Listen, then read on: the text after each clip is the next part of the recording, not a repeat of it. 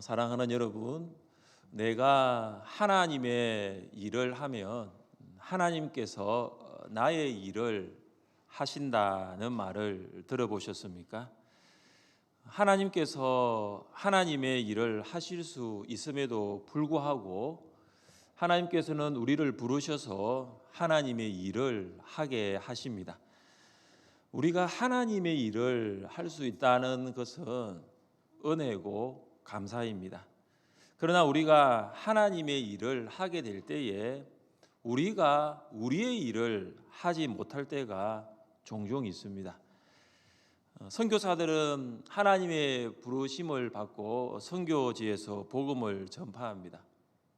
선교지의 영혼들을 향한 복음 전파가 선교사들의 우선순위이기에 자녀 교육은 뒤로 물러날 수밖에 없습니다. 시간과 재정의 한계가 있기에 복음 전파와 자녀 교육을 동시에 하는 것이 할 수 없는 것이 현실입니다. 그런데 놀라운 사실은 선교사님들이 복음을 전파하는 일을 하면 하나님께서 선교사님들이 해야 할 자녀 교육의 일을 하신다는 사실입니다. 얼마 전에 우리 교회에 오셔서 함께 예배드렸던 인도 선교사 부부와의 대화 가운데서도 그와 같은 사실을 다시 한번 확인할 수가 있었습니다. 그 인도의 선교사님으로 가신 그 선교사님 부부가 자녀가 4명이 있습니다. 그러니까 선교사로서 일도 해야 되지만 부모로서 자녀 교육을 해야 되는데 자녀 교육을 할 수 없는 형편이 너무나 많았다는 사실입니다. 그런데 놀라운 것은 하나님께서 그 일을 하셨다라는 것입니다. 하나님께서 자녀 교육을 하시고 책임지시고 자녀 넷이 다 대학과 대학원에서 공부 중에 있다는 이야기를 들었습니다. 사랑하는 여러분, 여러분은 하나님의 일을 하고 있습니까? 여러분이 하나님의 일을 하면 하나님께서 여러분의 일을 하신다는 것을 믿으시기를 바랍니다. 우리 교회는 코로나19 바이러스 가운데서도 하나님의 일을 해오고 있습니다. 우리는 예배와 교제, 양육과 훈련, 전도와 봉사를 통해서 하나님의 많은 일을 하고 있습니다. 이제는 우리 각자가 하나님의 일을 어떻게 해왔는가를 돌아보는 시간을 가질 필요가 있습니다. 2020년 신년에 굳은 결심으로 시작하였던 하나님의 일이었는데 코로나와 같은 예상하지 못했던 환경으로 흐지부지 되고 있습니까? 성령과 기도로 하나님의 일을 시작하였지만 지금은 육신과 나의 힘으로 그 일을 하고 있습니까? 2020년 한 해가 정말 얼마 남지 않았습니다. 앞으로 남은 한 달 우리에게 맡겨주신 하나님의 일을 끝까지 신실하게 하십시오. 그간 코로나로 인하여 할 수 없었던 하나님의 일이 있다면 마지막까지 남은 한 달이라도 성실하게 할 수 있기를 바랍니다. 우리가 하나님의 일을 할 때 하나님께서는 어떤 일을 하십니까? 첫째, 하나님께서는 말씀으로 위로하십니다. 사도 바울은 사내들인 공회 앞에서 신문을 받았습니다. 바울이 말한 교리의 차이로 인하여 바리새인과 사두개인 사이에 큰 싸움이 일어났습니다. 천부장은 바울이 찢어질 것 같은 상황을 보고 군사들에게 명하여 바울을 안토니아 요새 안으로 데려가도록 하였습니다. 그날 밤 주님께서 바울을 찾아오셨습니다. 주님께서 친히 안토니아 요새에 신방 오신 것입니다. 그날 밤은 어제와는 전혀 다른 밤이었습니다. 왜냐하면 바울은 고난의 낮 시간을 보내었기 때문입니다. 유대인들에 의해서 찢겨 죽을 수 있을 정도로 힘들었던 하루, 정말로 고된 하루였습니다.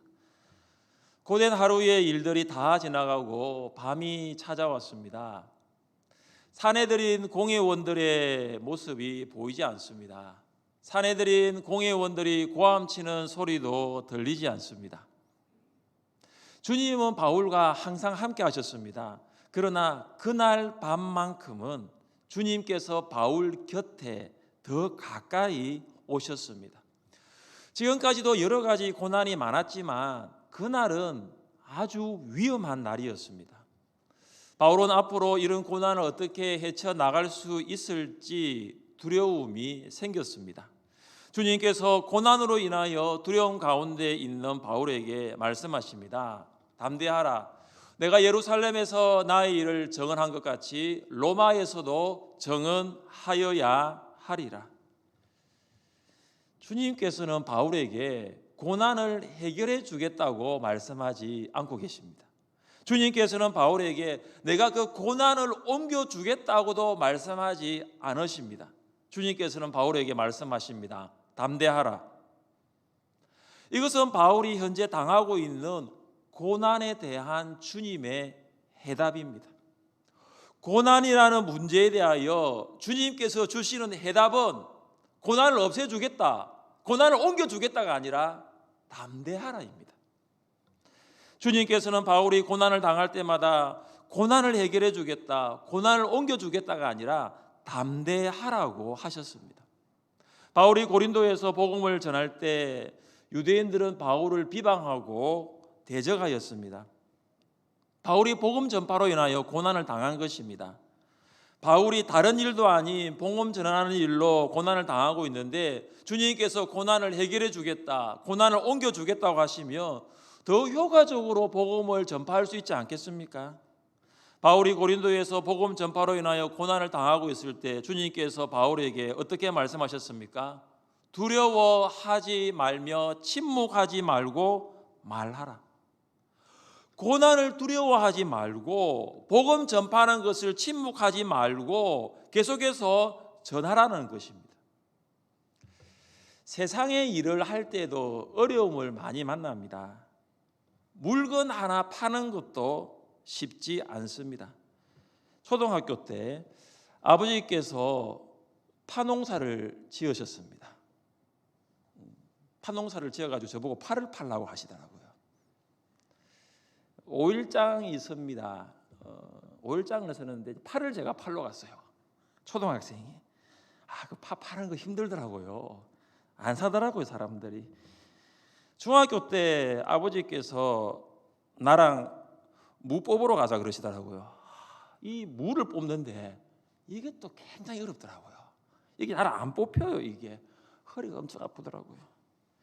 대학교 때 공사장에서 타일을 옮기는 일을 했는데 온몸이 쑤시지 않은 곳이 없었습니다. 그때 알았습니다. 세상에서 쉬운 일이라고는 하나도 없구나. 그때 알았습니다. 공부하는 게 제일 쉬운 일이라는 사실을.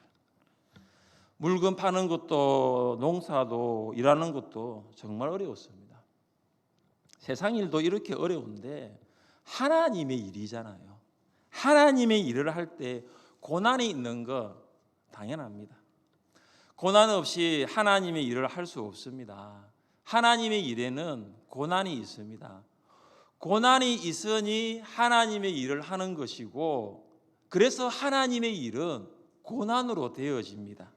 그런데 우리는 어떻습니까? 고난 없이 하나님의 일을 하기를 원합니다. 좀 편하게 하고 싶어요. 어려움 없이 하나님의 일을 하고 싶습니다. 근데 그럴 수는 없습니다. 하나님의 일을 시작한 순간부터 지금까지 고난 없이 하나님의 일을 한 적은 없습니다. 하나님의 모든 일에는 크고 작은 고난들이 있습니다. 그렇다고 고난 때문에 하나님의 일을 하지 못한 적도 없습니다. 고난 때문에 하나님의 일을 멈춘 적도 없습니다. 고난이 너무 크게 다가오지만 고난 때문에 하나님의 일은 중단되지 않습니다. 그때마다 하나님께서 말씀하셨습니다. 담대하라. 하나님께서 여호수아에게 주셨던 말씀을 늘 생각합니다. 우리 같이 한번 읽어보겠습니다. 내가 내게 명령한 것이 아니냐. 강하고 담대하라. 두려워하지 말며 놀라지 말라. 내가 어디로 가든지 내 하나님 여호와가 너와 함께 하느니라 하시니라. 아멘. 고난을 당하고 있는 우리에게 주시는 하나님의 대답은 담대하라입니다.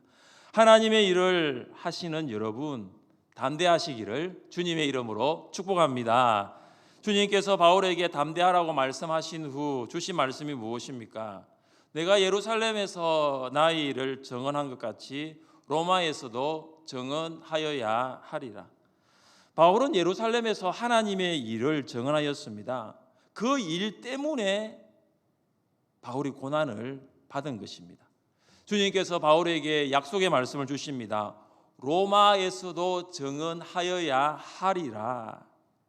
예루살렘에서 하나님의 일이 끝나는 것이 아니라 로마에서도 동일하게 하나님의 일을 할 것이라는 약속입니다.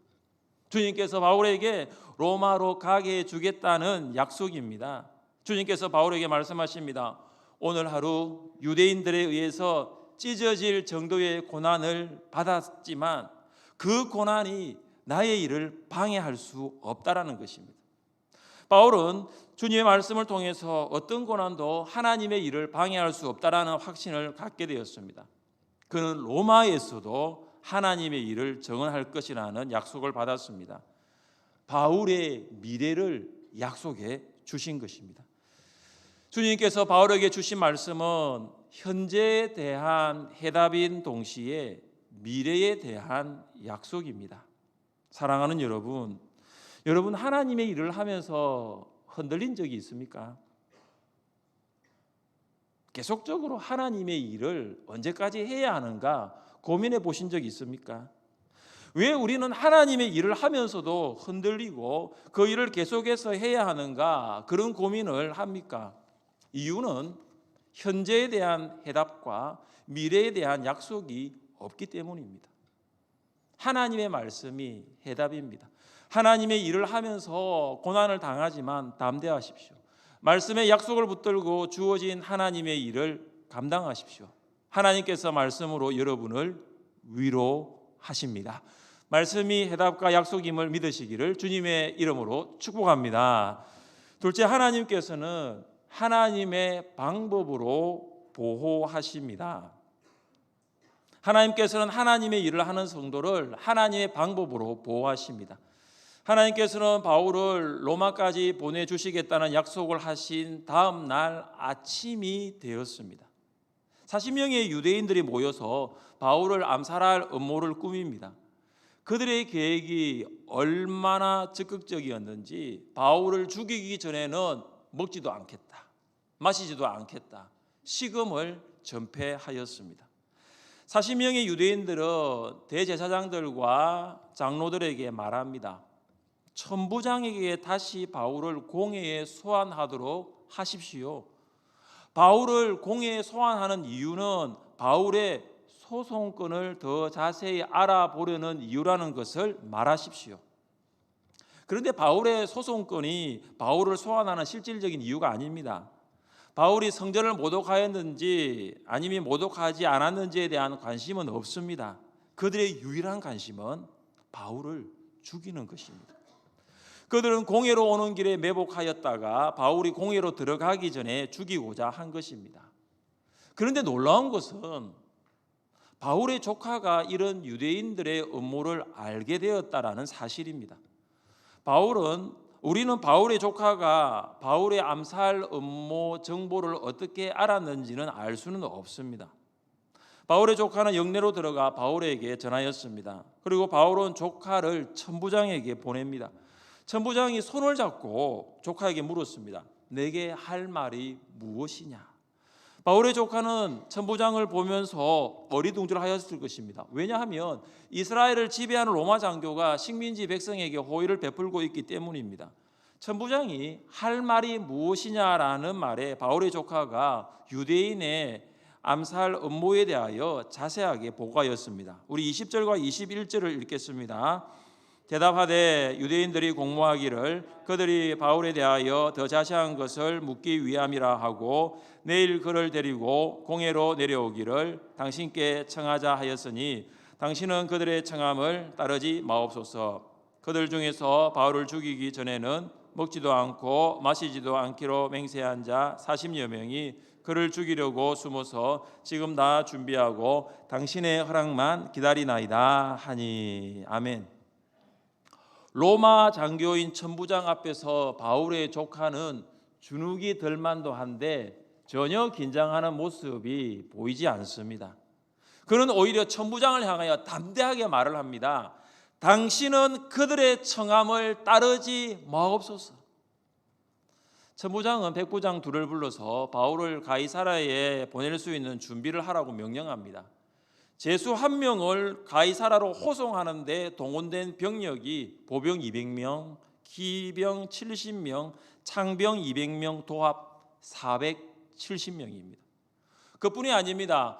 빠른 소송을 위하여 천부장은 바울을 태울 짐승까지도 준비하라고 시킵니다.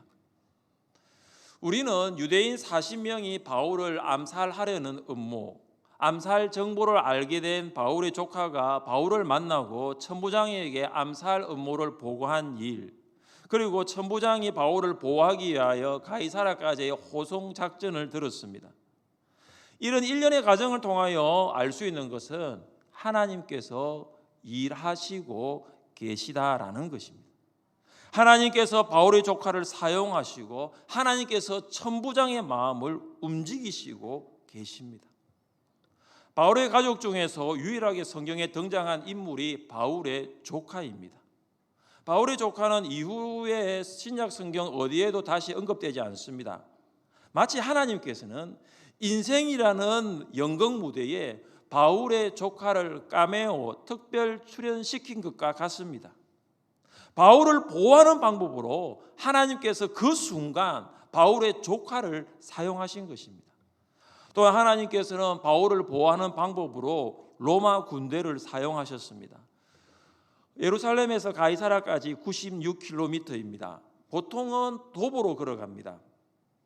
바울이 예루살렘에 오기 전에 가이사라에 머물렀습니다. 그때 전도자 빌립의 집에 머물다가 예루살렘으로 왔을 때도 걸어왔습니다. 도보로 왔습니다. 그런데 지금은 자연인이 아니라 제수인데도 불구하고 예루살렘에서 가이사라까지 가는데 동원된 교통수단은 도보가 아니라 짐승, 나귀 혹은 말이었습니다. 사랑하는 여러분, 하나님께서 일하시는 방법은 인간의 방법을 뛰어넘습니다. 인간의 방법은 한계가 있습니다. 그러나 하나님의 방법은 한계가 없어요. 우리의 생각으로 하나님의 방법을 제한시키지 마십시오. 하나님께서 우리의 생각을 뛰어넘어 하나님의 방법으로 일하십니다. 하나님의 일하심은 바울뿐만 아니라 하나님의 일을 하는 우리에게도 동일하게 나타나게 될 줄 믿습니다. 아프리카 우간다의 아주 깊은 농촌 지역에서 복음을 전하던 한 선교사님이 있었습니다. 그분 선교사님 이름이 스미스 선교사님인데 그분이 우간다에서 복음을 전하다가 원일 모를 병에 걸려서 심히 앓았습니다. 선교본부에 병의 정상을 알리고 신속한 도움과 재정 조달을 요청했습니다. 하지만 간절히 기다리던 선교사님의 기대와는 달리 선교본부에서는 아무런 연락이 오지 않았습니다. 우간다 그 농촌 지역의 환경이 너무 열악하여서 음식을 구할 수 없을 뿐만 아니라 약도 구할 수가 없을 만큼 막막했습니다. 몸은 아픈데 제대로 먹지 못했습니다. 고통 가운데 한 달을 보내었습니다. 한 달이 지난 후에 이제 선교본부에서 필요한 재정을 받게 되었습니다. 이듬해 안식년을 맞이하여 스미스 선교사님이 이제 본국으로 돌아와서 건강 진단을 받고자 병원에 들려 담당 의사와 이야기를 하였습니다. 1년 전에 알았던 그 병의 증상에 대해서 의사에게 자세히 설명했습니다. 그러자 의사가 얼굴에 미소를 지으면서 이렇게 말했습니다. 선교사님이 앓으신 병은 오트밀, 그러니까 우리 귀리, 보리죽 같은 이 오트밀, 이 죽과 같은 이 부드러운 이 식사로 조금씩 드셔야지 낫는 병이라는 것입니다. 그러니까 많이 먹으면 안 된다는 거예요. 아주 조금씩 죽과 같은 부드러운 음식으로 거의 굶다시피 식이요법으로 음식을 조절해야 낫는 병이라는 것입니다. 발병 후 한 달이 지나서야 선교 본부에서 재정을 송금해 주었다니 그것이 오히려 선교사님의 생명을 구하는 가장 좋은 처방이었습니다. 의사가 이렇게 말하는 것입니다. 여러분, 만약 스미스 선교사님이 심하게 앓았을 때 선교 본부의 재정 지원을 받아가지고 그때 충분한 음식을 먹고 영양을 공급받았다면 과연 어떻게 되었을까요? 한 달 정도 거의 굶을 정도로 있어야지 낫는 병인데 음식을 많이 먹었다면 선교사님의 병이 나았을까요? 하나님께서 하신 일이라는 거죠. 하나님께서 선교사님의 병을 아시고 잠시 한 달 동안 선교사님과 선교본부의 연락을 잠시 끊게 하신 거예요. 선교사님은 아실 리가 없죠. 하나님께서 하시는 일은 우리의 생각을 뛰어넘습니다. 하나님께서는 하나님의 방법으로 일을 하십니다. 그래서 우리의 생각으로 하나님의 일하시는 방법을 제한하지 마십시오. 하나님께서 일하시는 하나님의 방법이 있다는 것을 기억하십시오. 하나님께서 여러분을 하나님의 방법으로 인도하시고 보호하신다는 것을 믿으시기를 주님의 이름으로 축복합니다. 셋째, 하나님께서는 계속하여 하나님의 일을 하게 하십니다. 부하인 천부장 글라우디오 루시아는 상간 총독 벨릭스에게 편지를 보냅니다.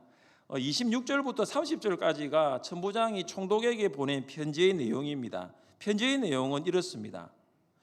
천부장이 보기에도 바울은 율법 문제로 고소를 당하기는 하였으나 사형을 당할 일은 찾지 못했다는 것입니다.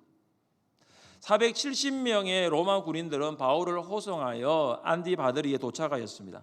그들은 안디바드리가 예루살렘에서 56km 떨어진 곳이기 때문에 이제 안전할 수 있다라고 생각했습니다. 그 다음 날 나머지 군인들은 다 돌아오고 70명의 기병들이 목적지인 가이사라까지 바울을 호송하였습니다. 로마 군인들은 총독에게 천부장의 편지를 전달하였고 바울은 총독 앞에 섰습니다. 총독은 바울의 고향이 길리기아라는 것을 확인하고 송사하는 사람들이 도착하는 대로 바울을 소송하기로 의견을 조율하였습니다. 이제 마침내 바울은 총독 벨릭스를 포함한 그 지역을 다스리는 통치자들 앞에서 하나님의 일을 증거하게 되는 무대가 마련된 것입니다. 하나님께서는 계속하여 바울을 통하여 하나님의 일을 하게 하십니다. 복음은 바울이 전하지만 바울을 통하여 일하시는 분은 하나님이십니다. 하나님께서 바울을 가이사라에서 예루살렘으로 또다시 예루살렘에서 가이사라로 옮기신 것입니다. 바울이 처한 장소는 다르지만 그가 하는 일은 동일했습니다. 바울은 가이사라에 있던 예루살렘에 있던 그리고 앞으로 로마에 가든 바울이 하는 일은 전혀 변함이 없었습니다. 그것은 바로 예수님이 그리스도이심을 전파하는 것이었습니다. 하나님의 사람은 상황에 관계없이 하나님의 일을 합니다. 환경과 상황에 따라 하나님의 일을 하는 것이 달라진다면 과연 하나님의 사람이라고 말할 수 있을까요? 하나님께서 그만하라고 하실 때까지 계속하여 하나님의 일을 하는 사람이 하나님의 사람입니다. 사랑하는 여러분, 하나님께서 우리를 하나님의 일을 하라고 부르신 것은 은혜입니다.